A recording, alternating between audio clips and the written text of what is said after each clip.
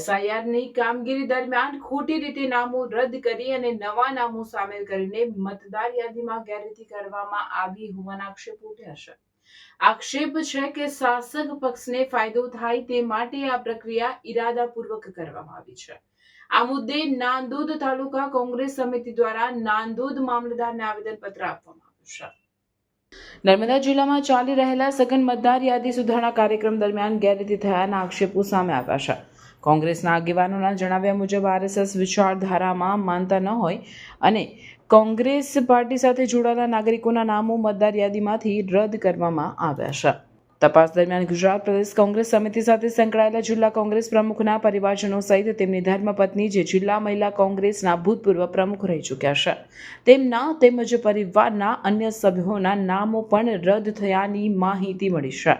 ઉપરાંત સાંઢિયા ગામમાં પણ આવી જ સ્થિતિ સામે આવી હોવાનું જણાવાયું છે. આ ભૂલથી નહીં પરંતુ ઇરાદાપૂર્વક ભારતીય જનતા પાર્ટીને લાભ પહોંચાડવા માટે આ કાર્યવાહી કરવામાં આવી હોવાનો આક્ષેપ કરવામાં આવ્યો છે.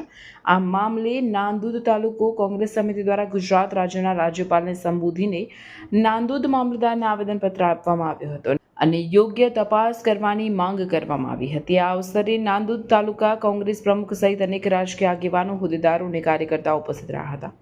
રિપોર્ટર પિયુષ વસાવા, શિનોર સમાચાર ન્યૂઝ, શિનોર.